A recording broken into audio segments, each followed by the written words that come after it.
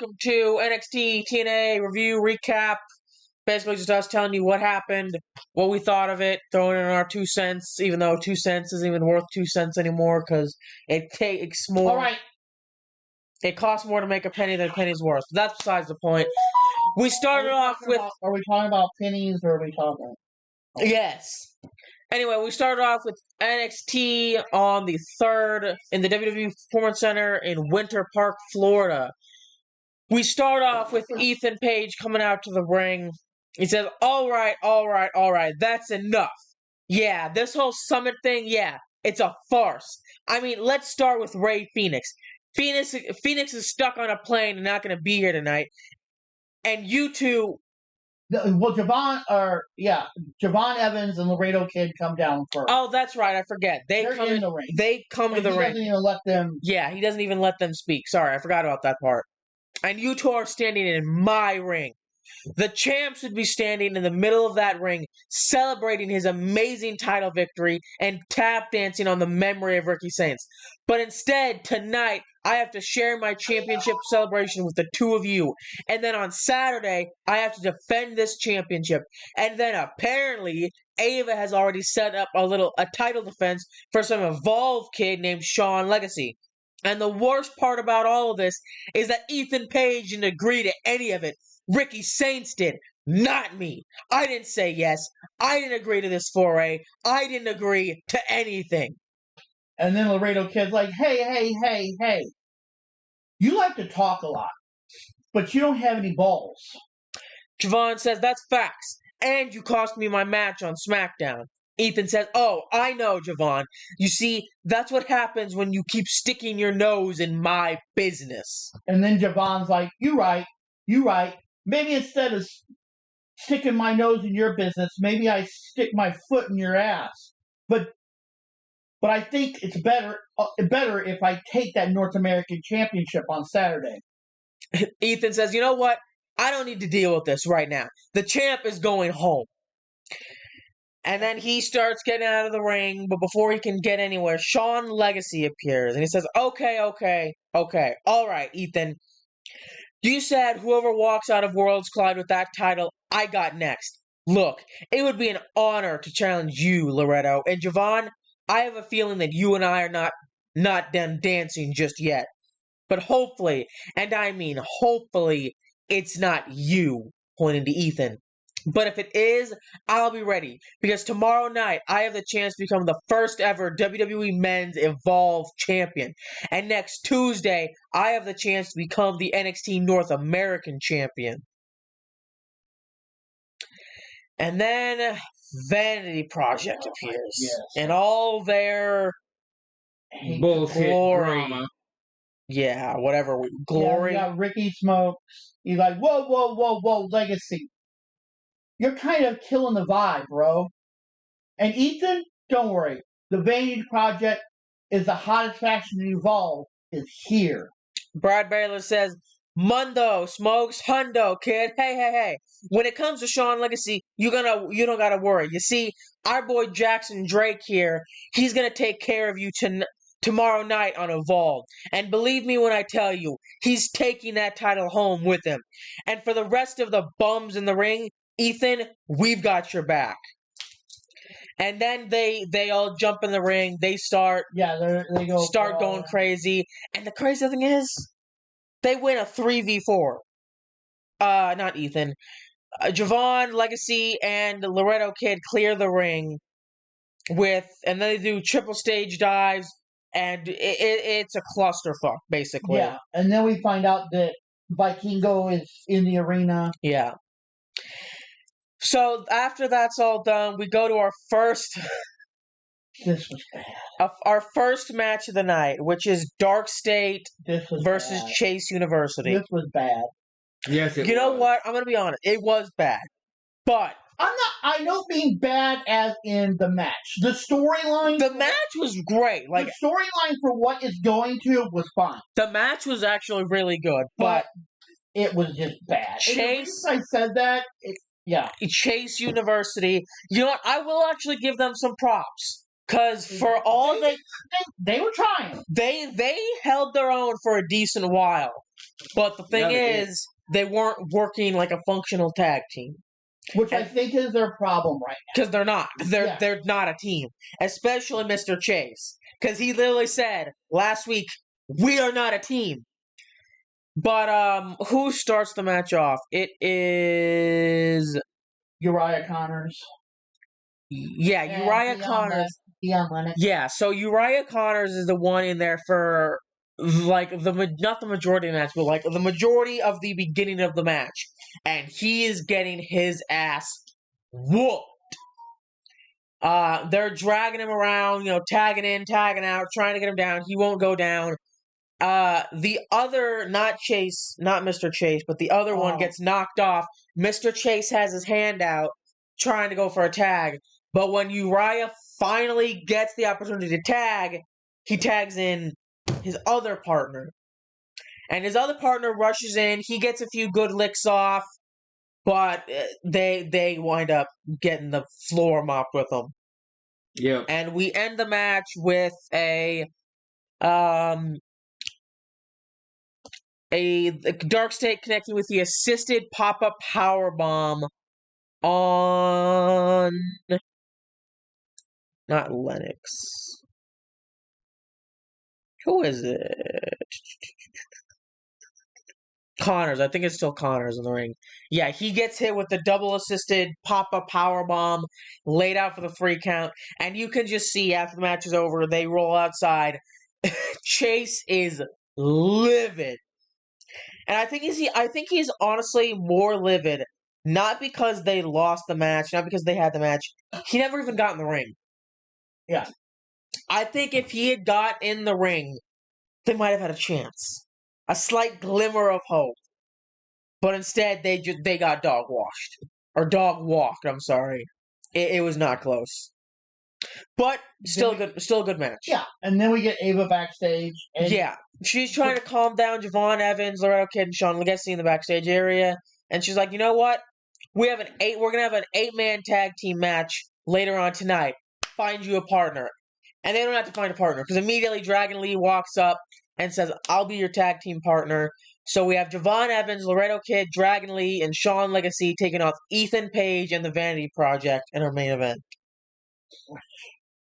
I know we talk about this and you bring it up a lot, but the Vanity Project, I cannot stand them.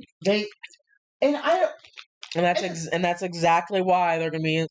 Exactly why they're gonna main event WrestleMania someday. Mm-hmm. Because you want to send a punch in the face. Exactly. Yep.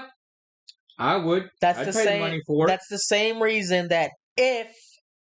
Now, I'm not going to say when. If. Billy Ray? Yeah. If Billy Ray can. What's his name? No. BJ Ray. If BJ Ray can get out of his own way, he'd be a main event. He'd be a WrestleMania main eventer someday. He could even be in the Hall of Fame if he plays his cards right. Yeah. But right now, he's in his own way. Yep. Anyway. We have backstage interview with Trick Williams. Oh my god. Anyway, yeah.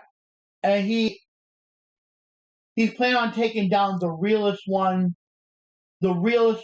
Mike Santana. Yeah, and Trick says, he knows that Santana is a passionate Burrican from the Bronx. Tonight is the biggest match of his career. He's the standard of TNA, but he doesn't care how much he screams. The standard has changed. Trick is in charge now. TNA has been looking for the one to take the company to new heights, to make the TNA World Championship legitimate. Excuse me. It's not average Joe. It's Trick Williams, and he knows what's best for TNA. It's Trick-N-A. Let's talk about it. I don't get it. I genuinely don't. Why was he the pick?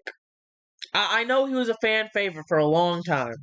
I don't know. I don't see the appeal of him. And that's not me trying to be an ass. I'm sure, you don't get to this position out of luck. He obviously has something that people see. Well, there's been talk he's going up to the main roster. And I don't know what the whole purpose was of him going to TNA, getting that title, to move him up to the main roster. It feels like it should have been somebody Yeah, like if even if we wanted to go heel. Yeah. Then again, I don't just like JC Jane taking the title from Stephanie just seemed off to me. But at least it wasn't like Tessa Blanchard or something. Yeah, at least it wasn't like, I don't know, this one, I don't know. I don't understand this. Why? It seems disrespectful. And I guess that's the point, because, not every first is going to be a babyface or whatever. But, I don't know. That's just me. But then, like I said, I do not know what. We see Tyra May Steele talking to Carly Bright in the women's locker room. Winning the first season of WWF LFG was incredible. Disappointing. The Undertaker is just as scary as being in the Olympics. And then Ariana Grace joins the conversation. She's like, I love all this. Tyra is so accomplished, but if you're seeking inspiration from a winner, Ariana has won multiple beauty pageants. She hates gossip, but what she heard may be true. Those Olympic gold medal Tyra carries are not even 100% gold. And Ariana says that if Tyra wants to fit in this locker room, here's some advice. Don't talk about yourself so much. Nobody likes a bragger, especially a tacky one. And then Tyra says that she found her first opponent as Ariana walks away. Oh, this was a great match. Or, I guess it was a match. It was technically a match. Yeah. It was a rounds match between Miles Bourne with Tavion Heights versus Charlie Dempsey with Ren Sinclair in a British rounds match. If Miles Bourne wins, he'll leave the No Quarter Catch crew. So we have if you don't know what a British rounds match is, it's 3-minute rounds, I believe, and then like 20, 30 second 3-minute rounds. Well, this one was only 4. Well, yeah, but it's 6. Yeah. Unless somebody gets 2 pins. That's if you get 2 pins, you win. But if they go to 6, then it's a decision. Oh, because I guess you can't. If nobody, if nobody gets a pin, that makes sense. Okay, I forget how that, because you can. Yeah, that's how the second one. If you don't get like a knockout or a TKO in boxing, if you don't get a pin or submission, okay, that makes sense. But like I said, this was phenomenal. I love this. The first match, they're going back and forth. Bourne block at the end of it. Bourne blocks the butterfly suplex. Second, they have a roll up exchange. Dempsey goes for an ankle pick, but Bourne rolls him over to score the first pin. I think the bell rung right as the ref counted 3. Yeah, like it was Saved by the Bell, except not. Yeah, like this close with a hair's width of ending. Then the second round starts. We start with a collar and elbow tie-up. Dempsey's applying the cravat. I don't know how to say that. They're going back and forth, trying to get easy roll-ups, easy pinfalls, but nothing's working. And then this one ends in a draw. Or they both go back to their corners. That one doesn't even... But Dempsey delivers a low blow after the bell rings. I don't think it was like a low blow as in like to the groin. I think it was like he just kneed him like in the side of the chest. At least that's what I saw. I could be wrong. I think it was supposed to be. Maybe. Because, it definitely has an effect. And then that setup, because they get like a minute between rounds, whatever it is. I think it's like 30 seconds, maybe. And then, but you could tell that even Ren was upset. Yeah, like what the fuck would... Yeah. And then Tavion Heights was upset. I think he even went over. Yeah. And was yelling at... Oh, absolutely. Dempsey.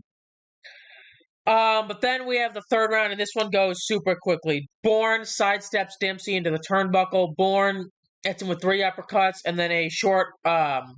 Dempsey does a short arm reversal, drives his knee into the midsection of Bourne, and then hits the regal plex to tie things up. So we move on to the fourth and final round. Dempsey starts off with a shotgun drop kick, which yeah. You even said, well, no, Dempsey. That's not Miles Bourne is the one that does the absurd drop kick. I don't know what a shotgun. He hits it with a drop kick. 2 uppercuts, and then he's just focusing those ribs. So I think it was a rib shot. They said a low blow, but I'm pretty sure it was a rib shot that he hit him with because he was continuing to go for the ribs. Yeah. He gets a 2 count on him, and he's just piling into those ribs. Octopus stretches. Yeah. Fireman carries. But we go on a bit. Bourne gets 2 clotheslines, then 2 overhead belly to belly suplexes. Then follows up with an Olympic slam, hits a 2 count.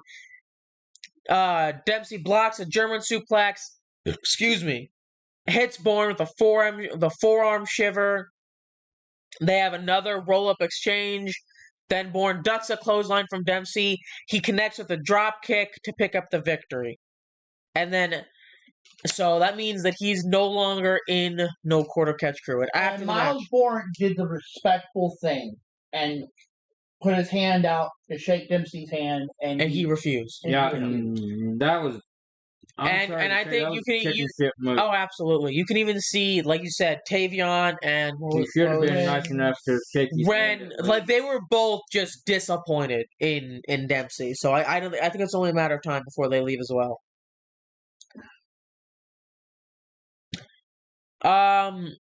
Then backstage, Izzy Dame attacks Brooks Jinsel with a steel chair. Oh, right. This one was so confusing to me. Yeah, because they were sitting there talking, and then Lizzie Dame just chair shots Brooks from the back, and Shawn Spears and Nico Vance will be now gunning for the NXT Tag Team Championship. If you're not fully bought in, you're out of the calling. And we were both, I think all 3 of us were just like, what do you mean? What do you mean he wasn't fully bought in? You guys have been tag team partners for the past month or 2, maybe longer. Yeah. And then suddenly it's like, no, we don't like you anymore. Steel chair to the back. Yeah, I feel like I missed something. We had to have missed something. Because this seemed just completely arbitrary and random and out of nowhere. But so I don't know if it happened on like social media or what, but I don't. Or maybe it was like an interview that we didn't see. I don't know. I have no idea. But anyway, I'm sorry. Then we get to the 3rd match of the night: Tyra May Steele versus Ariana Grace. And I know she won, but I'm gonna reiterate this again. Even still, I don't feel like she doesn't have this like dominating presence to me. Yeah, well, here I don't know what's off with Tyra May Steele to me, but I think I think it's the exact. Well, not the exact same thing because Jasper. I feel like.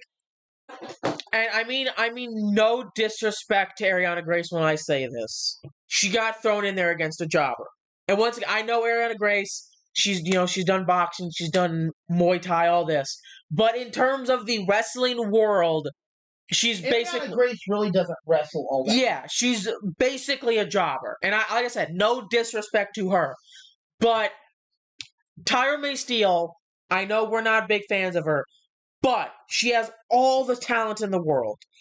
She should be going in there and dominating. And yeah, she dominated Ariana Grace. But again, even you brought this up. It was the same thing with Jasper Troy. He got thrown in there against a jobber, and now he's going against Oba Femi for the title.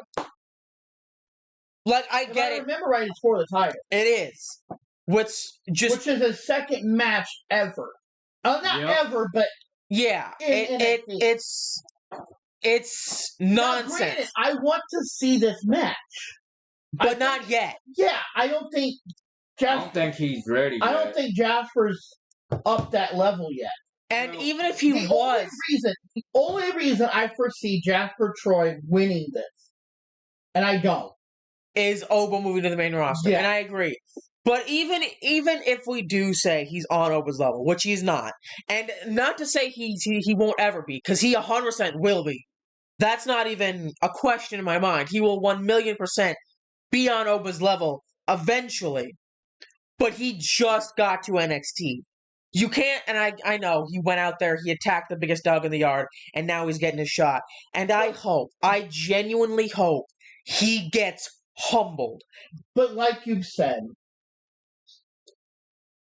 wrestling being fake, but let's say it wasn't, okay? It's the playground rules. And what I mean by that... You go out, you attack the biggest dog in the yard. And then be like... Yeah. And I get that, but to get a title shot because you attacked him? To be fair, so many people have done that, but my main point is Jasper needs to be humbled. And I mean humbled. I need him to get his ass whooped. And I don't mean he shouldn't put up a fight. He should 100% put up a fight. But Oba needs to dominate him. Yeah. But again, back to the Tyra May Steele. Like I said, this girl, I think she could be great, but I think here's my problem. They're focusing too much on the Olympic gold medal, and I understand that is like a big thing. Yeah, it's the same thing with Kurt Angle. But at the same time, they're pushing it too hard. And it's like her only character trait. Yeah. That's my main problem, is she's an Olympic gold medalist, and that's it. There's no character. Even when she's backstage talking, she's like, oh, winning LFG was almost as hard as doing the Olympics, or disappointing the Undertaker was almost as hard or almost as scary as being in the Olympics. Like, I don't give a fuck about the Olympics. I do. I care that, you're an Olympic gold medalist. Here's the thing. Another part that really bugs me about it is she did it a little better here, but like in LFG, she wasn't doing, and they even brought it up. She's not doing the technical stuff that she should be doing. Yeah, like you are trained to be a real wrestler, a real wrestler. Be a real wrestler. Use that. Exactly. Yeah, you can do the chops and all that. You can do You're talking about the full Nelsons, the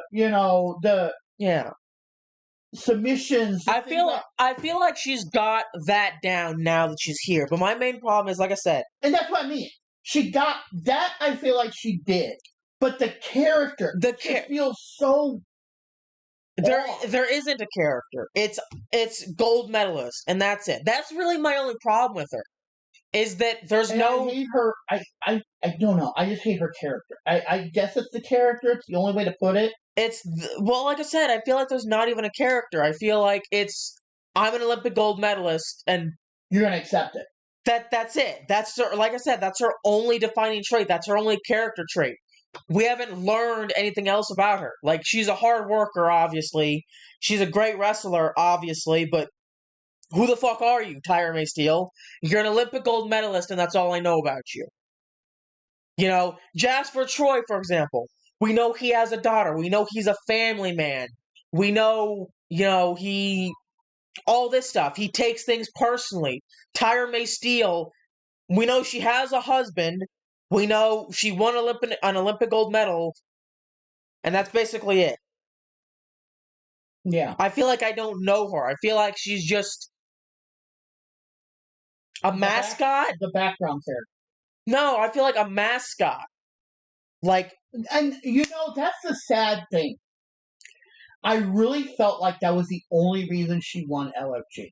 Yeah, and because they bring it up in that, and I know we're getting way off topic, but the only reason I feel like they brought that, she won because they even said it. Exactly. She does have an Olympic gold medal, and it could bring back what we had with.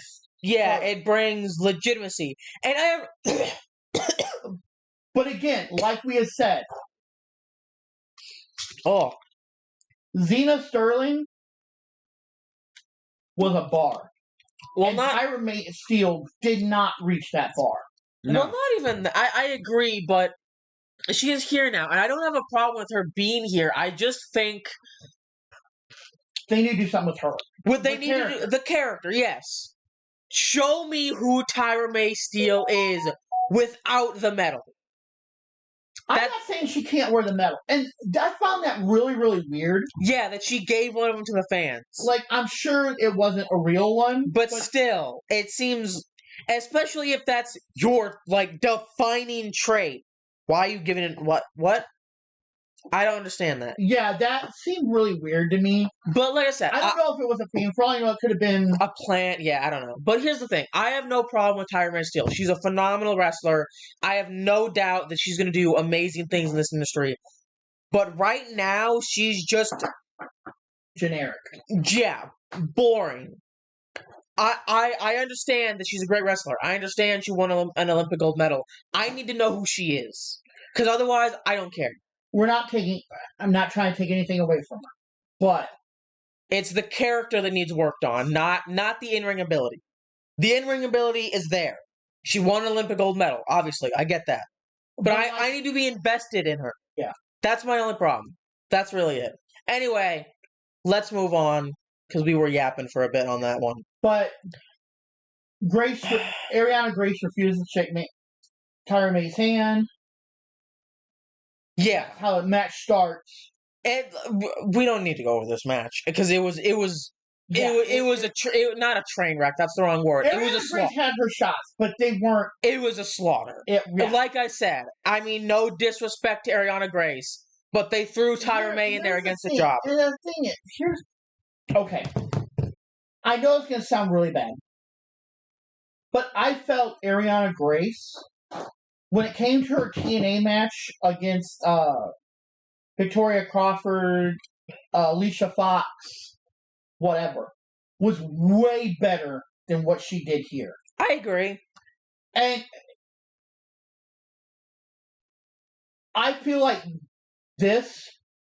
she was there to get beat. Absolutely. Yeah. I once again, it's her debut match. She was essentially thrown in there against a jobber. And I disagree with that. I said the same thing when they did it with Jasper Shore. He got thrown in there against a jobber. Yep. And once again, I mean no disrespect to Ariana Grace when I say this. She needed to be going up against someone of a much higher caliber. If you want me to go in there and you want me to believe that she's an Olympic gold medalist, I know she won it. But if you're wanting me to go in there like, oh, she's an Olympic gold medalist, she's, a powerhouse, she's dangerous, she's a technical wizard, throw her in there against someone who's also really technical, really powerful, all this, and have her beat them. And see, that's the thing. There are so many, and I know I can sit here and listen. Even like Izzy Dane, for instance. Yeah. Yep. But there are so many more. I don't know. So many more that could do. Hold on. I'm not saying anything against Ariana Grace by no stretch. But there is way more qualified. And once again, I'm well aware Ariana Grace is probably just as good, if not better, than a lot of these women. That's not her character. Her character is, I wrestle. Cutesy. Yeah, that's her character, and that's what I'm getting at. This match should have been better. But once again, I really don't think it's about the wrestling. I really think this is showing her off. Yeah, but if you want me to care about Tyra May Steele, give me a character. Show me who she is, aside from the gold medal. And it can be whether she's a heel or a face, I don't care. And here's the thing. I feel like NXT does so well with creating a story. Yeah. And I feel like Tyra May Steele is thrown in there as quick as they could get her in there. I agree. And they went, story? Yeah. What story? I agree. And I feel like maybe over the next couple weeks we can. I'm gonna say this now. I have high hopes. I'm going to hope that we get the best version of Tyra Steele. Because like I said, I have zero doubt in my mind she's going to do amazing things in this industry. But right now, I just don't care about her. She's flat. Yeah. It's a matter of the character, not the in-ring ability. It's because, like I said, she has an Olympic gold medal, and that's basically all we know about her. Whether I'm going to love her or hate her, whether she's going to be a baby face or the most rotten, nasty heel of all time. And here's the thing. This is something we brought up a lot since we heard her on LFG. Whether they're booing or cheering. And I don't care. Yeah, it's the same for me. It's like, oh, she's here, and she's gonna do cool things in the ring, but I'm not excited, but I'm not mad either. It's like I don't hate her, but I don't like her. Yeah, and I think that's my main problem. I think she just needs to work, and not even necessarily her, but WWE, whoever makes them, like everybody needs to create a character for her. Give her something to work, because like even in LFG, she was primarily playing a heel, and she did good at it. Yeah, like if she came out as a heel, like I'm an Olympic gold medalist, I'm better than all of you, then I would hate her. I would care in some form or fashion. But I think that's what they're trying to go with for like the locker room. But it still felt like it didn't seem heelish. It seemed more like braggy. Yeah, and not like because you can be braggy as a heel. That's like your main job almost. But I like I said, I'm going to choose to have high hopes, and we're going to move on. I agree. I 100% agree. We need to move on. It's not that we have a lot to cover. But we've already been yapping for like 15 minutes. But this is something we need to understand her. Yeah, like I said, whether she's a face or a heel, I want to care about her. But right now, she's just flat. Anyway, moving on. We have another backstage interview with Mike Santana.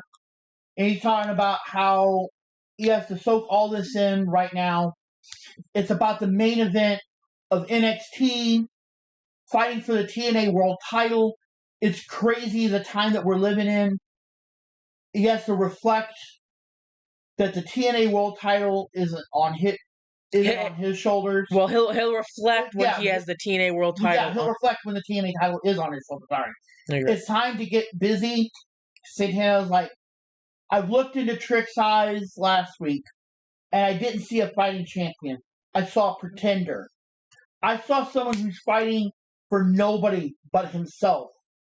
Tonight, I'm fighting for every single person who stepped foot in TNA, who's fighting for the legacy of TNA, and more importantly, I'm fighting for my daughter. I don't break promises, and I'm going to. And she's gonna witness history tonight. Santana says Trick knows how great Trick is, but he has to be 3 seconds better. Let's get it. You good there? Yeah, but he was trying to do the whole Trick thing. Yeah, like let's talk about it. Yeah. Man, that was such a good match. It wasn't. Anyway. But then, this was a shit show. This, like we said, and we'll wait. Yeah, JC Jane comes down to the ring, says, "Now, you all didn't support me for the last 4 years, and you sure as hell can't get on the JC Jane bandwagon now that I'm champion. So you can all shut your mouth and listen to what I have to say." Yeah, they're all chanting JC. Yeah, because she's like, I don't get it. Just because you're the champion doesn't mean I like you. Why are y'all chanting for her? That's something I've never understood. I think it's more or less just supporting. Maybe? I don't know. Anyway. Like I was gonna say before I was so rudely interrupted by you idiots, all is right in the universe because Fatal Influence is finally on top where we belong. Last week, I pulled off the most shocking moment in NXT history, and the looks on all of your faces, oh, it said it all. The most fickle group of wrestling fans left stunned, shocked, jaws to the floor. I can't believe it. But you know who wasn't shocked when all the air got sucked out of this arena last week? Me. Because while all of you underestimated me for years, you called me the third wheel, and you latched on to whoever the flavor of the month was, I was there putting in the work. I got better and I stayed ready. Now, some of you may not know this. Shut your mouth. I'm talking. You respect the champion. For those of you who don't know, me and Fallon started in this business together, and over the years, she has become like a sister to me. And that's why, after a very long discussion, we decided that it was time to finally run the play. The slap heard around the world, and it was an opportunity that I had to take. And then Laney Reed comes out. And she's like, JC. Hi, sweet cheeks. I'm Lonnie Reed. It's so nice to meet you. And last week, you proved to everybody that everything is possible by beating Stephanie McCure. And this division, being so stacked, I was going to wait my turn. When I realized you were the most beatable champion of all time. That's so beautiful. Yeah. And then Lola Vice comes out. JC, let me be the first to say congratulations. But that NXT World Championship, it's not about you or Fatal Influence. And it's about time to bring that little title home to Vice City, baby. And then Jordan Grace shows up. And she's like, when I came to NXT to be part of the best women's division in the world, agree, I had a plan. But after seeing everything that's happened over the past week, it's apparent that anything can happen. I thought I knew something about wrestling. But in a world where Trick Williams is the TNA World Champion and JC Jane can beat up Stephanie McCure. And then Jada Parker comes up. She says, Jordan, no deal, baby. You had your chance. That's right. You had your chance. Thank you. And everybody knows that I'm the baddest bitch in this place. And that NXT Women's title needs to be around this little waist of mine. And then Kalani Jordan shows up. You know who's beaten JC Jane? Kalani Jordan. And you know who's never had a shot at the NXT World Champion? And then Lash Legend shows up. Skirt! Nobody cares and nobody wants to hear you speak, so zip it. Thank you. Now, as far as I'm concerned, I see a whole bunch of women who've already had their turn. So if anybody is going to take that title off of JC, it's Lash Legend. And then the shit show begins. Yeah, Thea Hale attacks Jada Parker from behind, and all six of them start beating the shit out of each other. But then we get the surprise, and I'm going to say Mariah May, for the simple fact that is what they are calling her, at least right now. There's rumors that they are changing her name. Yeah. But that is what everybody knows her by, and they have not officially come out and said it. But she shows up on, like, the upper balcony area. Yeah, the upper balcony area. And she says, I have finally arrived. And ladies, you can call me the next NXT Women's Champion. Because the best women's division in the world just got a lot more glamorous. So, we'll see how that goes. And then you get Stephanie Turner backstage trying to... Yeah. Is this Evolve? No, she's back there. Yeah, she's, I forget she shows up. Yeah, she's hyping up the the Evolved Women's Division. Kylie Armstrong wants to know who's gonna step up and make the difference. No, to the difference maker. I think that's her moniker. Yeah, and I'll be honest. Like we've said, Kylie should. You know what? Double champion. Kylie Armstrong. I know she's a heel, and we've talked about this. It's not about being a heel or a face. Like, Kylie Armstrong is something. Yeah. Like, oh, yes. She might be a heel, but you know what? For wrestler-wise, I'll cheer for her. She is a beast. Oh yeah. Mm-hmm. You know what? Like I said, I see Callie Armstrong making it up to NXT within a few months. Yeah. If she wants to sign with NXT, they're gonna sign her. Oh, absolutely. Sign her on the dotted line, and that because she would be an independence that kind of evolved. Is Yeah, kind of more of a independent thing. Yeah, but still. But I do see her coming up. Same with Sean Legacy. Oh yeah, I see Legacy coming up too. Yeah. So Octagon Jr., Mr. Iguana, and Aerostar are in the house. Lince Dorado will be replacing Jaquin Wild in the LWO's Trios match. Walking Wild will be in the LWO's Trio match at WWE Worlds Collide. Wild unfortunately got injured prior last night's Monday Night Raw. And then we get to our main event. Javon Evans, Laredo Kid, Dragon Lee, and Sean Legacy versus Ethan Page and the Vanity Project in an 8-man tag team match. And I'll be honest, this was great. It was. Yeah, it was. It was a damn good match. If I remember right, the Vanity Project basically got their asses whooped. I think they got a few good licks in, because like I said, they are a genuinely really good tag team. They are. But when you're going up against 4, not even powerhouses, what's the word I'm looking? Just speed, luchadors. Yeah, just 4 people of this caliber. They didn't. Well, Sean's more the power. Yeah, that's what I'm saying. But you've got 3 of them who are Javon Evans. He might not be a luchador, but fuck, could he go? Could he be one? Yeah, like he says, your boy bouncy. Yeah. So, and like I said, and we've said it quite a few times, wasn't really invested in him, but I'm definitely paying attention. Oh yeah, like I said, within the past couple weeks, it's like Javon's on screen. Yeah, wait a minute. Yeah, a type thing like before, and that just proves going back to what we were talking about, the Tyra May Steele thing. Javon for me was kind of the same way when he was doing the whole Ethan Page thing and all that.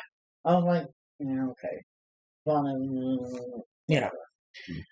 But now it's like, okay, wait a minute, hold on. Like I said, I would be very surprised if he does not win. I think, because like I said, Sean Legacy's not going. Oh, Sean Legacy's not even in it. It's Ray Phoenix. He's not going to win it because he's on the main roster. Laredo Kid, I don't think he's going to win it because he's in AAA. So it's either going to be Sean, or it's either going to be Phoenix, Ethan Page, or Javon. And I don't see. I mean, Ethan Page might retain, but I highly doubt it. The only way he retains is if he is just a sneaky little bastard, stays outside for like 90% of the match and comes in at the last second. But then again, that is Ethan Page. Also, it's a fatal 4-way, which means there's no DQ, which means the Vanity Project could theoretically get involved, or he could just grab a steel chair. But still, I think my vote is for Javon Evans. I would hope. Because like I said, I think he's going to be going up to the main roster pretty soon. I hope. But, so they win. Javon Evans, Laredo Kid, Dragon Lee, Sean Legacy. They win. Like I said, phenomenal. And then we get the little vignette thing of Obafemi. Yeah. Versus Jasper Troy next week with the NXT. Wait, was that not our? I'm an idiot. That was not our main event. I'm stupid. No. I don't know why I thought that was main event. But yeah, and then we get. I don't know where they're going with this yet. This is still kind of one of those. But you get Sol Ruka and Zarya, and they run into Tatum Paxley backstage, and they're like, Tatum says she still feels alone, and Sol tells Tatum that we're here for you. And then Izzy Dane questions that. Zarya says that Izzy doesn't have any friends, so she has no leg to stand on in this situation. And Izzy says that she purges people who do her wrong. That's what Tatum has to do. So, like I said, I don't know where this is. I don't know either, because going yet. If Tatum, even if Tatum does go with the Colleen. And now they have 2 women. There's only one. Like, they can't really go for the women's tag team titles because there's only one. Yeah, which we've talked about. I think that's brilliant. Yeah. But then again, this next part, I'm not sure what's going on with this either. Yeah. The storyline is great. I love the storyline, but now bringing him, Luca Cristofino, back in just feels really off. I don't know. Well, he says he understands that Tony doesn't trust him, but Luca got them a match next week with High Rise to prove his loyalty to the Dawn. Tony says that Luca is doing things on behalf of the family without his consent, and Luca says, with all due respect, we're not really a family anymore.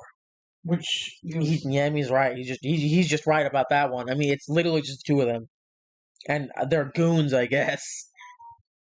But, which is also an interesting. Where the fuck is Stax at?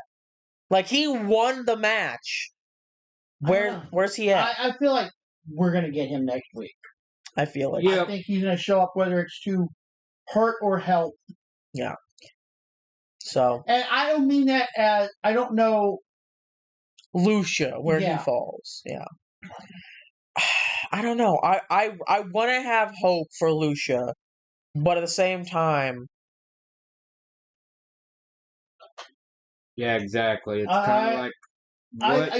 I want to trust him. Well, here's my thing. If he was there to hurt Tony, why wouldn't he just jump his ass after the match? Because I feel like waiting and gaining that trust back. Like, but what's the point? What's the point in gaining the trust back? Look at what Stax did. He had all the trust. Mm-hmm. Yeah, but I don't know. It just feels. I don't know. Well, I think that. I don't know. We'll see. But anyway, then we go down to the actual main event, because I'm an idiot. I didn't say it, you did. Trick Williams versus Mike Santana for the TNA World Championship. And it was such a great match. Until it wasn't. And you know what? Here's the thing. I think we need to start off with this. Elijah is in the crowd. Yeah. Because he's facing the winner of this match on Under Siege. Under Siege, yes. Which is technically tonight too, which we forgot to bring up. Yeah, so we watch that. So we're gonna watch that Sunday. Yeah. We're gonna watch that Sunday night during the day, whatever we get time. Yeah. Mm-hmm. Watch that, and then we will cover everything on Monday, which means we'll have 4 to cover. Yeah, so we're probably going to start at 2, and hopefully we can. It'll be a clusterfuck, but yeah. Anyway, but the match starts off, and the elbow tie up, the back and forth. This was genuinely good. Yeah, this was a phenomenal match, and here's the thing. I feel like they're both not. Like, they're both equal. Yeah, in terms of skill, power, all that. And here's the thing. There was a lot of close calls. There was a time where Trick literally saved the match by the tip of his finger. Like, he reached out to the rope and literally had his fingertip touching the rope. And that's what saved him the match. But, obviously, Santana gets back up. And he's going up to finish the match off because he literally has him on the ropes. Like I said, finger barely scraping by. But Trick rolls outside of the ring, and he goes over to Elijah outside, and he grabs his guitar and smashes it against the steel steps. And then Elijah is obviously pissed off, comes out, tries to get up in his face. The referee has to go outside. Excuse me. And break them up so as to not cause a disqualification. And then these absolute moronic dipshits. First class. Show up. What? I can't even remember his name. Casey Navarro. No, Francis, the big guy. AJ Francis. Yeah. Like I said, I literally cannot be bothered. That's how little. But Casey Navarro pulls Santana out of the ring. Then Francis lifts him up, slams him onto the announce table. Then they throw Santana back in the ring. And Williams does his trick shot, and he retains the title. Yeah, of course. So, I really need to know what the fuck they were smoking. And I think it's next week he's going to be, next week on TNA. Yeah, he's their special guest. So he's going to be whooping their asses. Mm-hmm. Mike Santana. Yeah. So like I said, I feel like you want to know a little thing I think is going to happen. What? Before Santana gets out there, I don't know. Call me stupid, but I think it's going to happen. Trick's going to be put into first class. I sure as fuck hope not. Or they're going to offer him an invitation to first class, something along those general lines. I can see it. I hope not. I really. But Trick is still the champ. Blah blah blah blah blah. I don't understand it. Why? He's not even a TNA wrestler. Like, why would you go and betray... I know they're jackasses, but why would you betray your fellow TNA stars for some jackass who's not going to give you a damn thing? Because air? Yeah. I guess so. I don't know. I mean, that's the best answer I can give you. Because air? Yep, exactly. I mean, I know that sounds stupid, but... Exactly. They're stupid, so I guess that's fair. It is what it is. You can't... Anyway. Because we breathe air. Anyway. I just felt like being TNA stars, and they even brought it up, that they just betrayed their own company. Oh, yeah. Absolutely. They bring it up on TNA again later. Mm-hmm. The one announcer does. The other one's like, they saved this company. Tricked you. Like, shut the up. Yeah. I will give... the one thing I will give TNA props for, their heel commentator makes you fucking hate him. Like, I do not like him. He's just a douchebag. Yeah, really. I mean... I don't remember what his name is on here. When I refer to him, I usually refer to him as Aiden English. Yeah. Because that's who he was when he was in the Vaudevillains in WWE. Yeah. So, I mean, I know he's going by his real name, or at least close enough of his real name in this. But yeah, he's something. Like, sometimes he makes comments and I'm like, what? And again, I feel like, and I know it's off subject, and I know we keep getting off subject, but I feel like that's what Raw needs. Mm-hmm. Wait, and I know that I love the dynamic between Pat and Cole. Okay? But sometimes they're like all cutesy and nicey and... Yeah, and sometimes we need that, like, no, what the fuck are you... Yeah, I get it. And that's why I said, and I know WWE is saying they don't want to do it, but we need... And I don't even care anymore if it's Corey Graves. Okay? I care. I'd love to have Corey Graves up there because I think he is one of the best heel commentators we got. Mm-hmm. But when Wade was doing it with them on...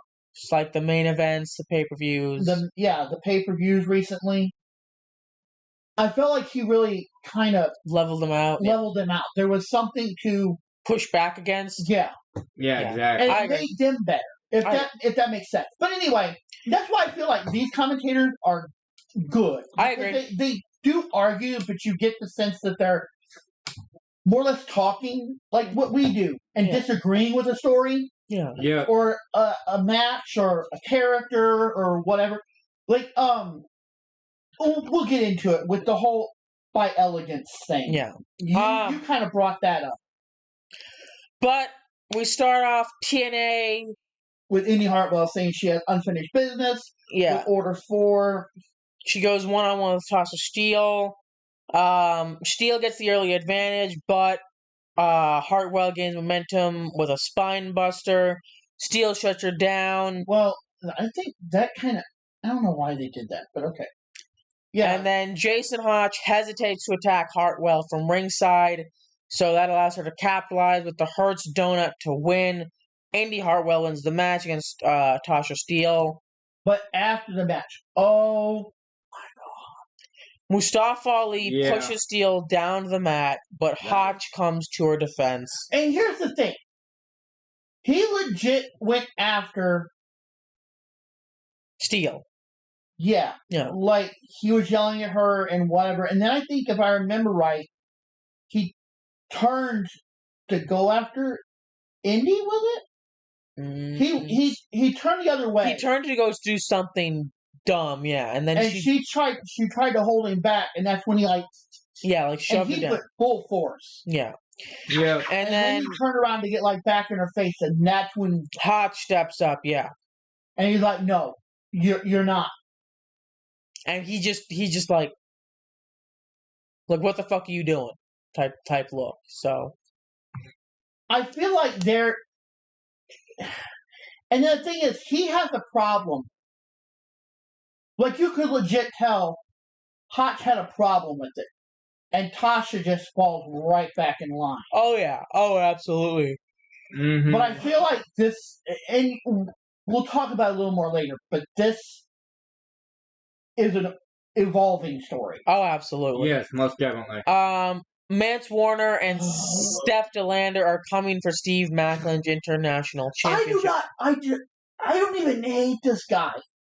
I don't like him, but I don't hate him. He's just annoying.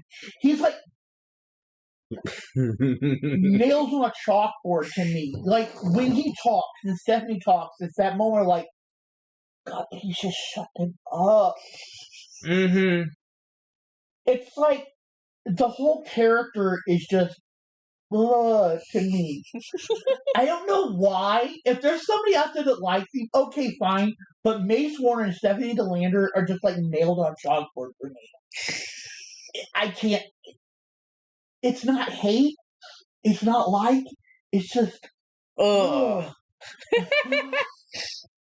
I don't know how to put it. It's just. That Yeah. The factor. I get you. I guess, and I'm fine with, if lovey-dovey, cutesy thing, but not on TV. No. I'm even gonna, hear me out a sec. This is over a line. You have, and I understand that it is fake, but these guys are in a real relationship from what I understand. But you have, Liv and Dom, who they'll, do cutesy little things, but it's not she's not going in there and leaving marks on his face and, whatever with great big, here's the thing. Just another thing, okay? This little rabbit hole for me was Stephanie DeLander and Mace Warner. There is no girl I have ever met who wears so much lip. I can see a little, mark of a lipstick. No. This looks like somebody tattooed lips on his skin with the deepest red you'll ever find in the entire world, right here on his cheek, and then it'll be all over his lips and all over this and on his. It's and this is before the match, and then after the match, every single time they're in the ring to each other after the match. It's really, really. Okay. How'd that go again? Oh, fuck. I can't, it's to me, it's oh God, please get them off the screen. It's so bad. Oh, fuck. I don't know if you two realize just how much nails on a chalkboard they are to me. I know about nails on a chalkboard. I think I bring it up all the time, but I can't stand them.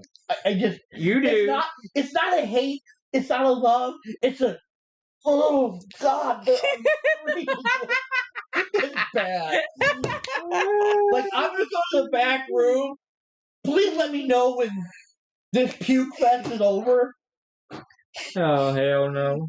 Well, I'm glad you finally got that off your chest, buddy.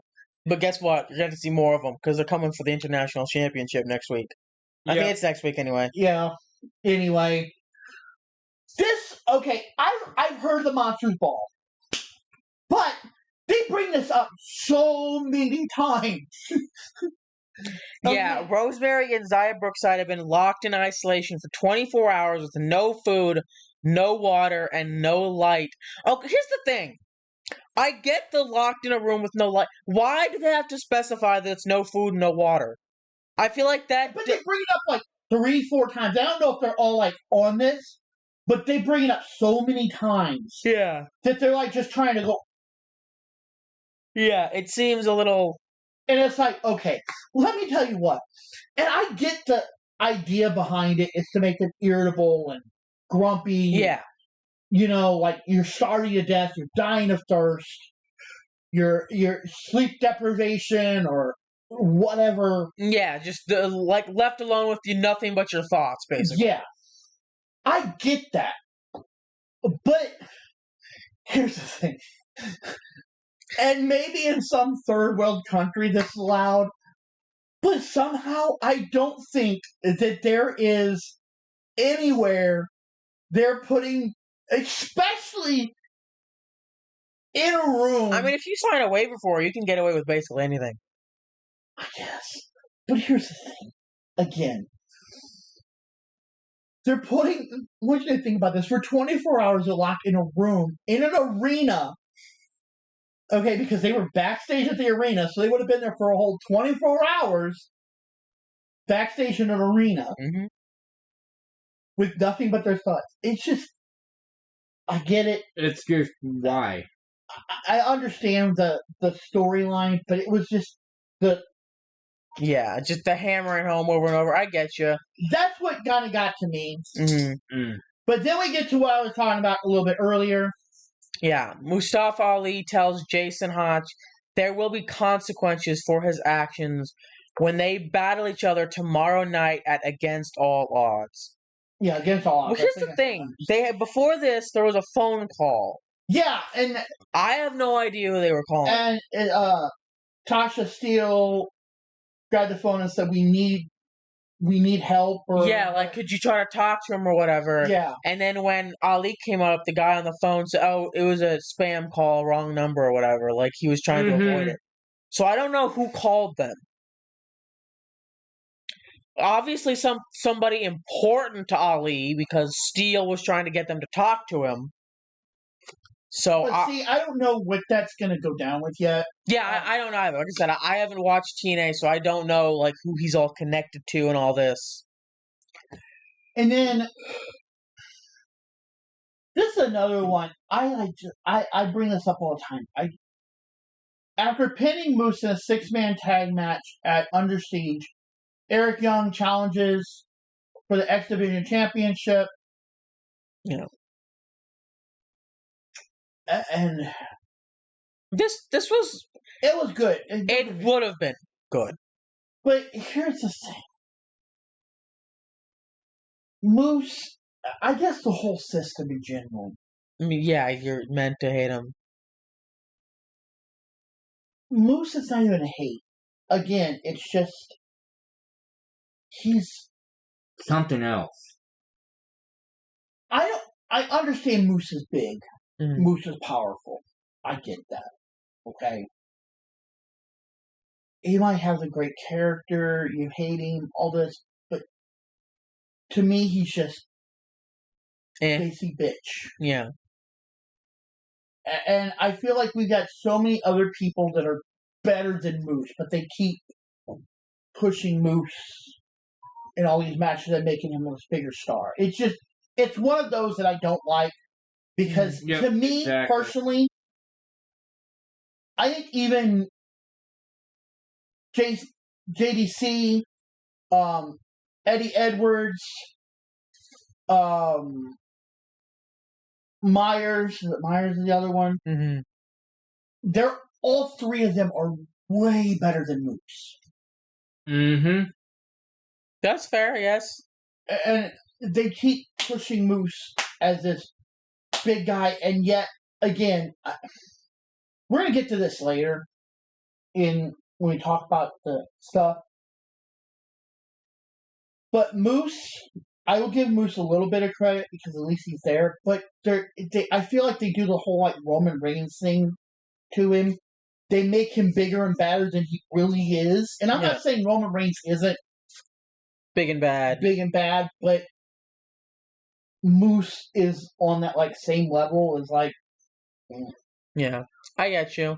I'm not a big fan either. He just seems, But they're fighting for the championship, and it goes about at how you'd expect it to go. Oh yeah, outside interference from the system. Actually, was the Northern Armory even out there?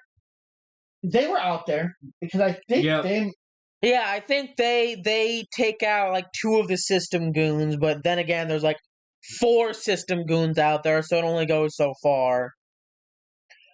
But they get the distraction. Yeah, Young hits Moose with a pile driver, but JDC puts Moose's leg on the bottom rope. Then Judas and Travis neutralize JDC on the outside, but the distraction allows Moose to get the low blow, and then he puts him away with the spear for the 3 count. Yeah, he gets him with a low blow. Yeah. Which again, okay, here's the part that really bugs me, and this is in general. This is the whole thing. Referees, and I understand you don't know, but you've heard me talk about it. Like the Eddie Guerreros, the faking in order to. But if somebody's legit holding their junk, wouldn't you at least like push the other guy away and not like give them a second to to me anyway? I understand, but you know this person just did something, whether you caught it or not. It just feels like I understand it's kind of something that there always will be and always has been. Yeah, but it's just that moment of like. This dude just gets kicked in the nuts or punched in the nuts, whatever. And here you are going to just let him roll him up and pin him when he's like, oh God! Like barely able to breathe even because right now pain is like. Yeah, the visions while you're like. Yeah. Like, all the air has just left your body and you cannot get that breath. I mean, you're still breathing, but barely. Yeah. But then, after the match, Young flips the fuck out, and he attacks a fan at ringside, a plant, obviously. I'm 99.9% sure it was a plant, because if it wasn't, he'd be arrested. So, that's going to be a plot point moving forward. Young's off the deep end. Yeah. And I'm interested to see how that goes, because he's already been kind of wild and wacky. But then you get Dana Luna talking about how Spitfire has split up, that she has nobody, but she's been down that road before. Yeah, but it's just lit a fire under her. Spitfire may be done, but Dani Luna is just getting started. And like I said, I legit like her. Yeah, I think she's great. I think she's going to do really good things. This is the one, I mean, I like Spitfire, don't get me wrong. But she was the one I liked. And I've said that before. Like, I liked... I can't even think of her name right now. I always got their names confused, and I never could figure out which one was which. But I always liked Dana Luna a little bit better. But yeah, then we hear from Joe Hendry for the first time since losing the TNA World Championship to Trick Williams. Hendry apologizes for letting everybody down because the TNA World title is now in the hands of someone who does not appreciate its history. But he's interrupted by Frankie Kazarian, who basically just says, yeah, you're a fucking loser and I'm going to beat your ass against all odds. Yeah. And then we get the by Elegance kind of like talking about the By Elegance and how the girls, how they're awesome. Mila Grace and Harley Hudson battle knockout world tag team champion Heather By Elegance and their latest recruit M By Elegance. And this is what I want to get to.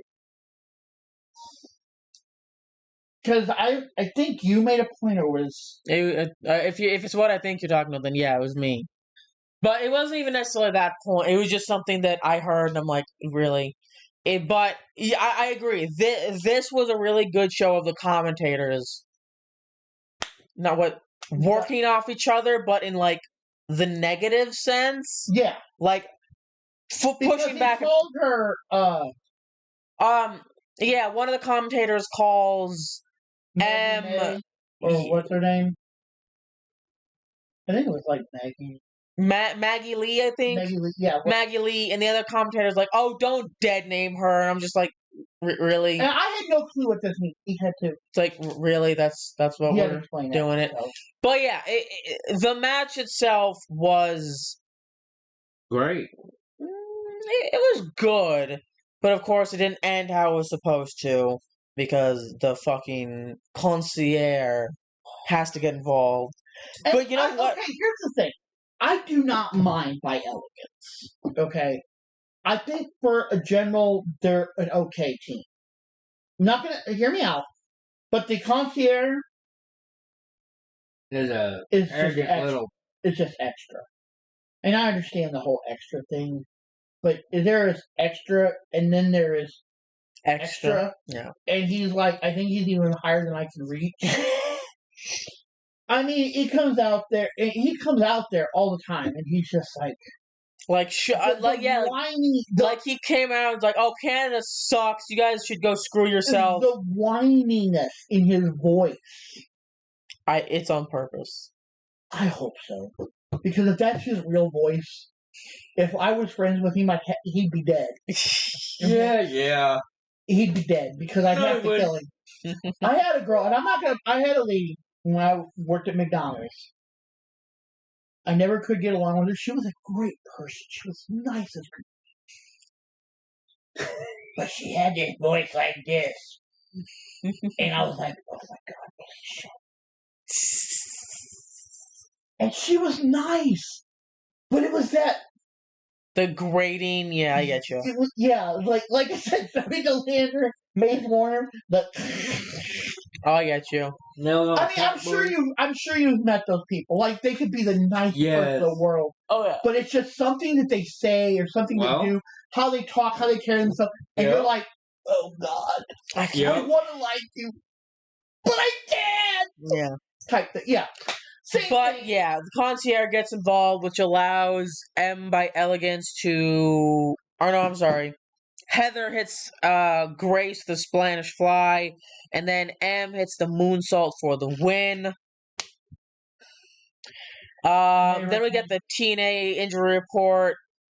And then finally, Rosemary and Xia Brookside are unleashed as they settle their personal rivalry in Monster. This was so good. This was great. I mean, they were out there using like food trays, trash cans, doors. And at one point, I noticed it, and it wasn't bleeding bad, but you could see the cut, the cut on Rosemary's back. Yeah, like she got fucked up.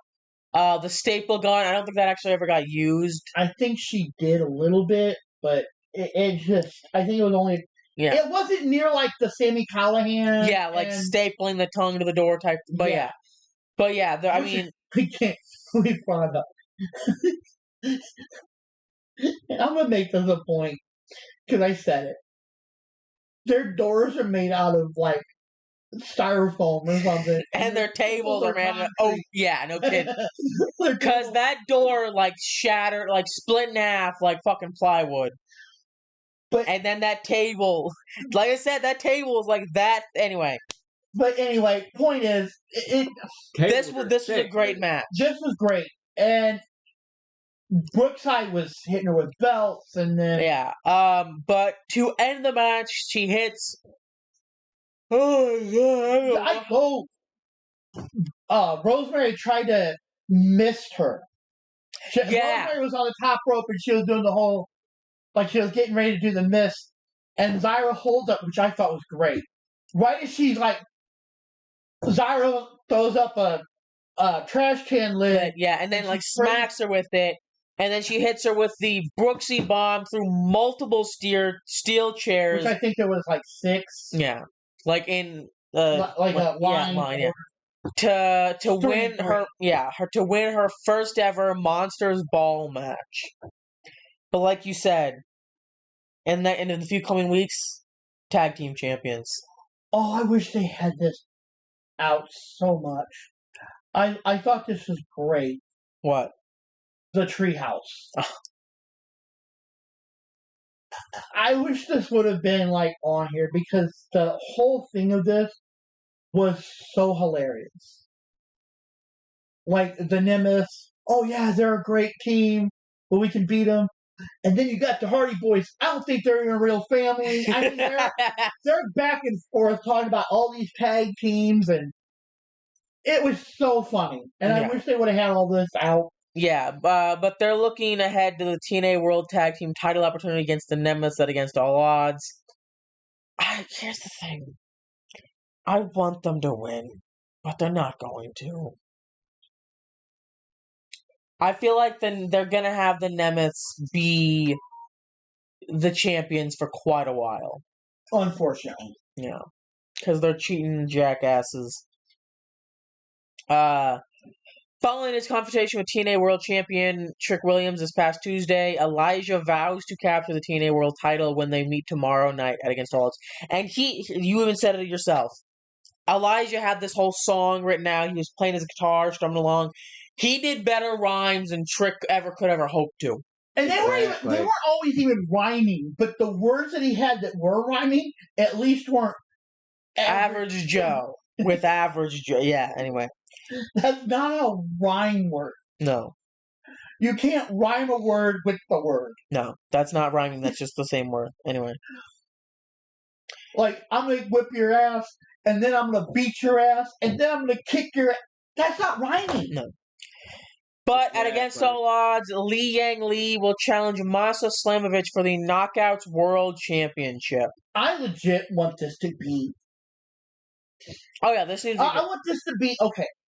I know this you guys will understand. And maybe... Because we've had a lot of people that pop up and say that they don't watch NXT. Which, if you're not watching NXT, again, you're missing out. This needs to be a Stephanie versus Julia type match. Oh, I agree. This needs to be... When we had the Stephanie versus Julia, or Stephanie, or not Stephanie, yeah, Stephanie versus Io, this needs to be on that caliber of a level. Oh, yeah. I agree. Because Masha Slamovich for TNA is a beast. Oh, absolutely. I absolutely love her. I didn't care much for her at first. Like, I figured like she was okay. Yeah. But I've really grown to like her, like, in-ring ability. And then, I want to say Xia Li, but I know it's not, because that's what her name was in... Li Yang Li, yeah. WWE. But, yeah. So, we get that. And then this... An emotional Santina comes out to the ring. He addresses the high-stakes match with Robert Stone at Against All Odds. He says, I'll be stepping down as Director of Authority for one night to face Robert Stone. Whoever wins that match will become the new Director of Authority. And he's got like this whole tear in his eye when he's talking about it. I mean, it's a long speech. Yeah. And again, I wish I would have taken the time and worded it all out because it was absolutely... It was great. But then, of course, Robert Stone comes out and he says, "Oh, boo-hoo, such a good speech. You're a saint, whatever." But Santina's... After, yeah. Robert? No, Santina? No, World Collide. Or what? Not World Collide. Crap. Against All Odds? Yeah. Too many wrestling events going on this week. But yeah, that from that moment forward, he will be Sheriff Stone, and Santina's like, you should have let me finish. I'm going to be stepping down for one night to kick your ass. Or I don't think that's exactly how he says it, but that's essentially. It's pretty close. So that's going to be interesting. And he said, and Stone's like, and if I win, you will never appear on TNA again. Mm-hmm. So this Friday tonight, June 6th at 10 p.m. Eastern. 10 p.m. So it's like a 9-hour time? I think. Yeah. That's late. We will have Trick Williams versus Elijah for the TNA World Championship. Masa Slamovich versus Li Yang Li for the Knockouts World Championship. The Nemeth versus the Rascals for the TNA World Tag Team Championship. Joe Hendry versus Frankie Kazarian. Steve Macklin versus Mance Warner for the TNA International Championship. Santina Marella versus Robert Stone, where the winner becomes the official TNA Director of Authority. First Class Penthouse with special guest Mike Santana. The System versus the Hardys, Leon Slater and a partner of their choosing. And finally, Mustafa Ali versus Jason Hotch. That is a lot of matches. That's 1, 2, 3, 4, 5, 6, 7, 7, 8 matches. And Penthouse. That's going to be a stacked event. But that is all for that we have. We have some stuff on Discord we're going to go over. That's it. No. What? Oh. The Mike Santana, Matt Hardy, and Leon Slater. Oh, right. Match. You're so right. He's just trying to get it done. My brain's a little fried, and I don't really know why, to be honest with you. But it's the main event. We have Mike Santana, Matt Hardy, Leon Slater, and Leon Slater's dressed kind of like Matt, or not Matt, but Jeff. Yeah. Is against Frankie Kazarian and the Nemesis. And this was good. Yeah, this is a solid match. And if I remember right, I mean, we said they were going to cheat, and they really didn't. They didn't. No, it was pretty clean. Pretty fair match. Yeah. I mean, they legit. It was a pretty clean match. I mean, they go back and forth, but the thing is the second that Santina, the second that they win, Santana comes out. Well, no, I was saying when Santana gets in the ring, it's game over because he is fired the fuck up from his loss because Trick screwed him. But yeah. He pins Ryan with spin the block to win, and that is the end of TNA Impact. Yeah. Now we go to... And I'm not even sure. Some of this stuff has been on there for a little over a week, so... Yeah. But starting off with Nick Nemeth saying that he is pissed off about Trick Williams being TNA champion. Me too, buddy. Me too. I don't agree with it. I think it was the complete wrong call. At 204 days as champion, Moose Nation has officially overtaken Trey Miguel to become the third longest reigning X Division champion of all time. The next milestone is Tiger Uno's reign of 223 days. And when was this posted? The 31st. So 204.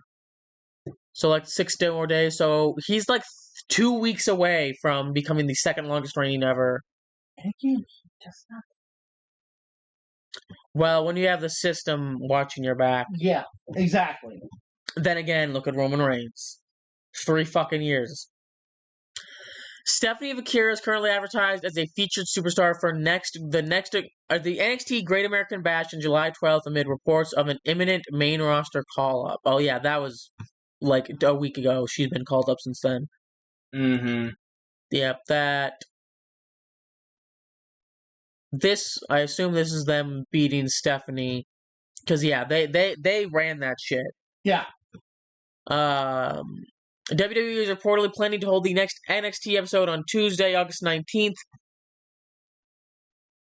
at the 2:30 Arena in Philadelphia, a week before AEW's 7-show residency at the same venue.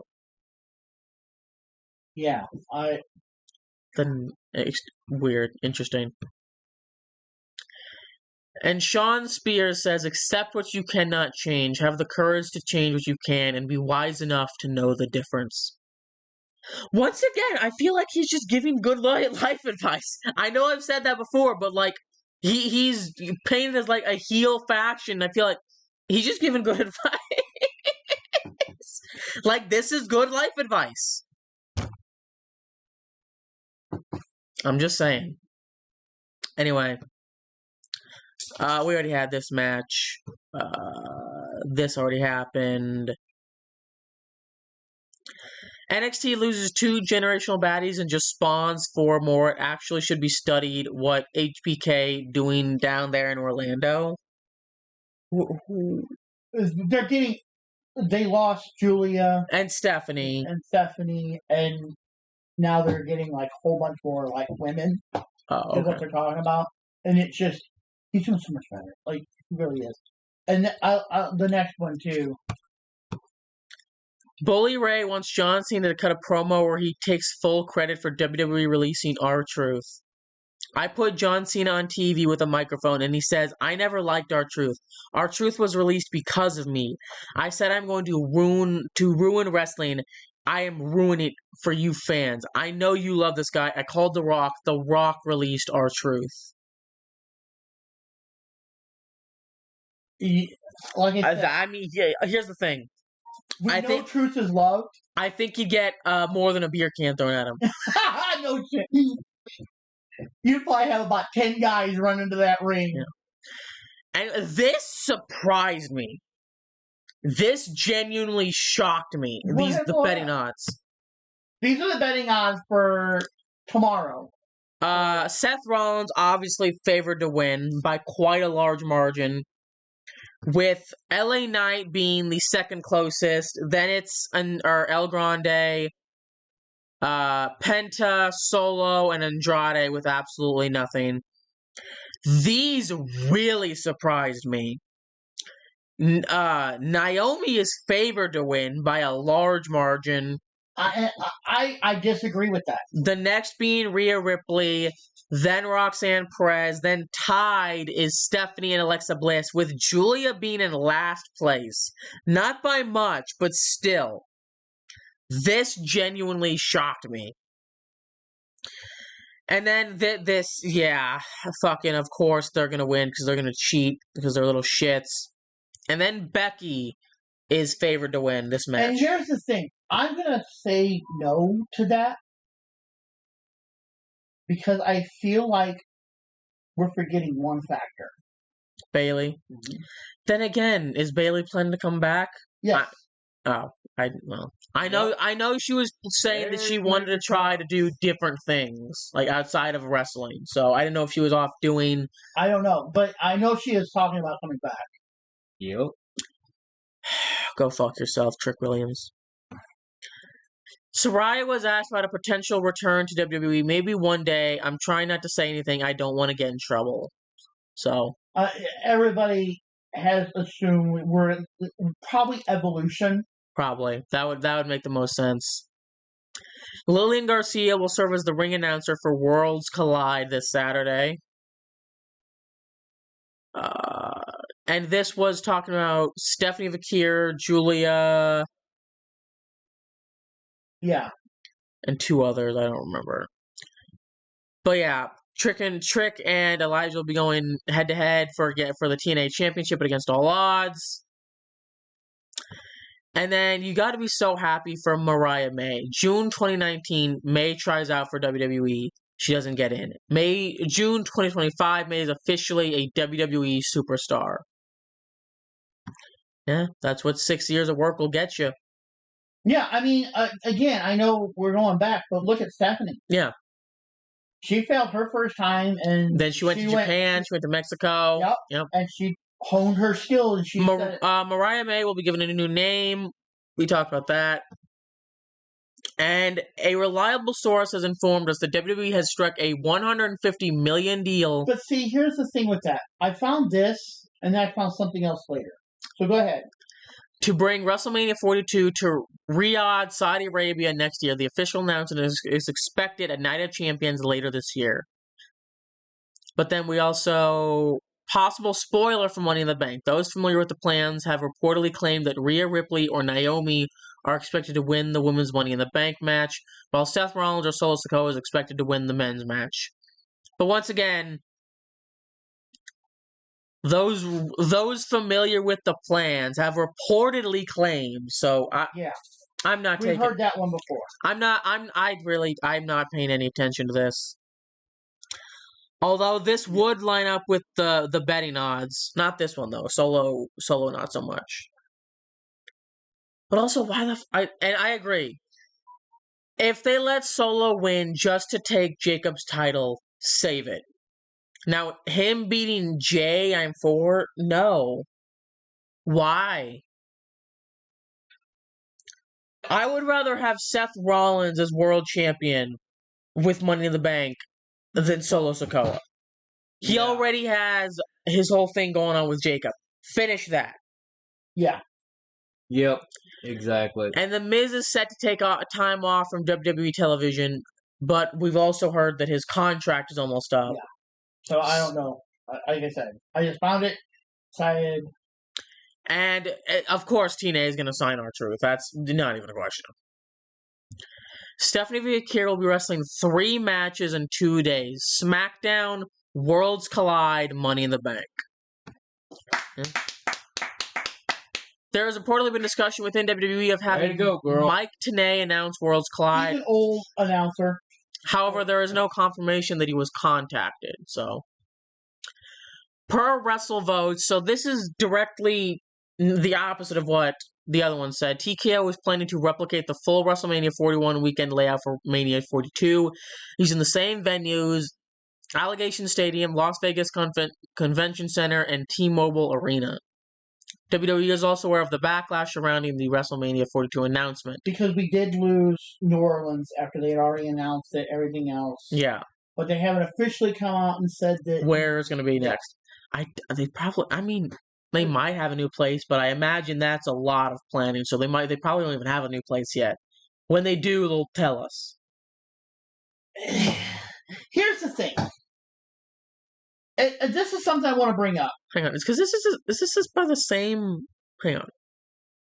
No, that's Riyadh. 42 would be. No, I was looking at the. Yeah, this is a reliable source. So, yeah, I'm not getting anything on either of these. But here's the thing. Here's what I want to get at. And there's a lot of controversy right now on both sides. Do you think that going back to Vegas is the answer? Here's the thing. I don't think where they go is necessarily as important as making sure the show is good. Exactly. I don't give a fuck where they go, because I'm not going to go anyway.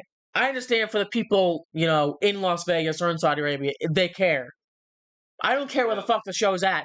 I just want it to be better than what the fuck we got, because it was terrible. Yeah. Mm-hmm. That's all I care about. That's really it. Exactly. If you want to go back to Las Vegas, go back to Las Vegas. If you want to go to Saudi Arabia, go to Saudi Arabia. You want to go to Chicago, New York, New Hampshire, Washington, I don't care. Just give us a good WrestleMania. That's my opinion. Yeah. Yep. I agree. According to betting odds, Becky Lynch is heavily favored to dethrone Lyra Valkyria this weekend. I hope not. I really don't. I hope not, too. She's already beaten her. So unless Becky cheats, then... I feel like Bayley needs to come out and interfere. Now, could I see Becky turning on Lyra and siding with Becky? Maybe, but I don't see that. I don't either. You mean Bayley signing with Becky? Yeah. Yeah, maybe. That would be very interesting, because I don't think we've seen Bayley as a heel very much. We didn't a while back. Yeah. You hold the keys. So who gets released so R-Truth can return to WWE? Could be anyone, not just from the pictures below, so choose wisely. I already know who my pick would be. Who? This guy Yep. here. Yeah. And I will get more into that later on as we go down. Yeah. Because it will piss you off. Oh, I saw. We really get a taste of Rhea Ripley and Stephanie Vakir teaming together on Friday. Yes, we do.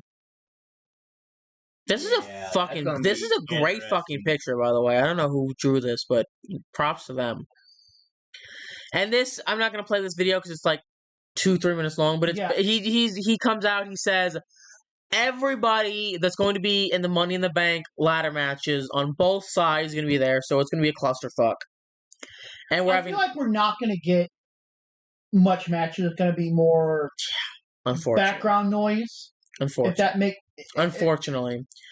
And then the main event, I believe, is going to be, well, not the main event, but the main event, match-wise, is going to be a 6-woman tag team match. That's going to be the last match.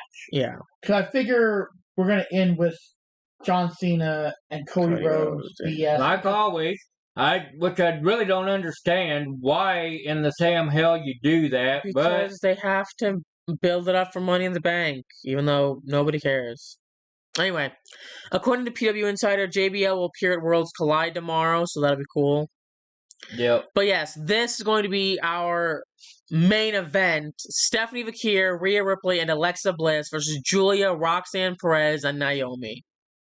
Well, those other three might as well just lay down and let the I don't know. I think other three girls have it. No, I think this is about as even as it can be, honestly. Yeah. I mean... Like, you have major... The only thing they could have done worse to make it uneven is put Julie on the same team. NXT versus the main roster. Because, I'm sorry, the NXT girls have crushed them. Yep. But that's just my opinion. Go ahead. Yep. Money in the Bank is tomorrow, and the card is still pretty small. I wouldn't be surprised if they add one more match, and if not, I'm definitely expecting some surprises. Maybe Roman returns, maybe Bayley shows up during the Becky and Lyra match, like you were saying. So, I agree. It is. This man doesn't call it, people. And this, we're not going to go over this too much, but this is deplorable. And Asuka has had to involve police over Asuka. Shut up. Asuka has had to involve police involving a stalker. Sonya's home was invaded with the intent to kidnap her. Rhea had a stalker turn up at her home. Liv's stalker turning up at the Performance Center to find her. Roxanne being doxxed and threatened. Leave women in wrestling alone. Exactly. I mean, come on now. It's here's. And I know this, and me saying anything isn't going to change anything, because like I've said, the people who do this are not mentally. They're genuinely, like, mentally unwell. They need, like, psychological, mental help, all of that. Yep. So I know me saying something isn't going to change anything, but if you're watching this, leave them alone. They're people, just like you, just like me. You wouldn't want somebody barging into your home. Yeah. You wouldn't want somebody coming up to your family or your friends. Exactly. Yeah. Whatever, waiting for them at their work. Trying to kiss you at a sign. Like, it's not okay. Like I said, I know it's not going to matter me saying anything. Paige, Saraya, whatever, they're trying to kiss her. Yeah. They're people. Leave them alone. Yep. Sign your autographs. And go home. Hi, bye. I think you're great. Yeah, get a high five at most. A hug, whatever they are willing to do. But a kiss, unless... No. No. What I'm saying, unless you are, like, officially, like, with them or part of their group, their clique, whatever, you're probably not going to be allowed to do that. Yeah, a high five is your best bet. And even then, maybe not. Get your autograph signed, get a picture with them, and go on about your merry day. That's it. Anyway, after Saturday, Stephanie Vakir will have wrestled 7 matches in the last 25 days. That, my friend, is what you call a WWE workhorse. Mm-hmm. Absolutely. Let's see. We had a tag team match on NXT. We had Battleground in Tampa. We had her match against JC Jane. We're having this triple threat match tonight. Her match at Worlds Collide. Her match, I think... this Monday Yeah, this last Monday. on Raw. I mean, again, we That have was said good. it. We have said it, and we have said it, and we have said it. She's Stephanie a total is different built breed. different. This girl does not go in and be like, okay. Stephanie is not Roman Reigns. No. No. Stephanie is like, what? You need me to wrestle? Okay, got you. There's still a couple more, I think. Nope, that's it. That's it. Okay, then I didn't put it on there. Or maybe I put it on later on one of the other ones. I'm Probably. going to bring this up again. The Roman Reigns thing pissed me the fuck off. Oh yeah, that was on. I think you put on the SmackDown one. I can pull it. I got rid of Discord. But Roman Reigns makes $15 million a year. For what? He's only a fucking part-timer, for And they're fuck's talking sake. about renegotiating his contract, which A+. Here's what I want. well, here's okay. Hang on. You I'm have, gonna rant. before you go on your rant. Exactly. I agree.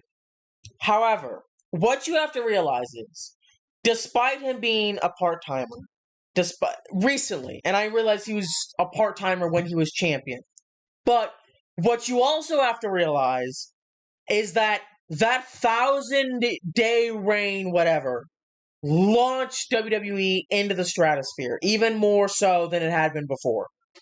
He got them billion-dollar deals. He made them an exorbitant amount of money.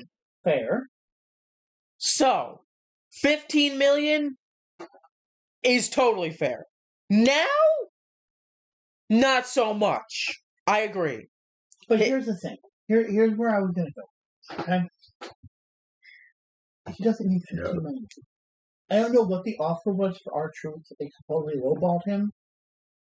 But I don't care if you have to pay that man $10 million a year to come back. You pay Truth. Even if you don't fucking have him in the back. Truth is what? A national treasure. Yes, he is. Our And truth I'm needs to come sorry. back anyway. I'm sorry. I have watched wrestling since I was Knee-high to a grasshopper. this tall. Okay? Since I was probably could even remember watching wrestling. Yep. Same here. Okay? And I'll tell you this. I have never, in all the times wrestlers have come and gone for whatever reason, I've never heard the crowd continuously chant for one to be brought back. Exactly. And I feel like WWE is heading down this path for a second time. Yep. You know. They're going to head down it with Cross, and they're going to burn themselves. Oh, yeah. Yep. I see that Most happen. definitely. And I want to bring this up for the simple fact that I'm going... If Truth would go... Let's just throw an example out here. And I'm not trying to sound bad or whatever, and hopefully you guys will understand. If Truth goes to AEW, if Cross goes to AEW, I'm not going to say I'm going to not watch WWE, but I'm going to find a time and a place to watch AEW. Oh, hell yeah, 100%. I mean, because those two deserve to be on television. Yes. And if WWE cannot do it, Then why not AEW or... TNA. yeah. I would love them to go to TNA. But we already watched that. Yeah. But like I said, we would have to find time to watch AEW if Truth and Cross both went to AEW. Yeah. I'm not saying I'm going to cover it, but... We have to find, But... that is all we got. Yep. So, if you've made it this far in the stream... Oh. Junk. Jerky incident. Yeah, I don't know what the fuck. Anyway. Hang on. I'm curious. What is it? Yeah, no, fuck you. Anyway. If you have made it this far in the stream, go ahead and give us a follow. If you are watching on YouTube, like, comment, share, subscribe. If you want to chat with us, join our Discord server. If you want to support us, press that donate button in the About Me section. Press the button! Yes, please, press the big red button. But that's it from us. I'm Telfari. I'm CK. And I'm Night Rider. Good night. See ya. See ya.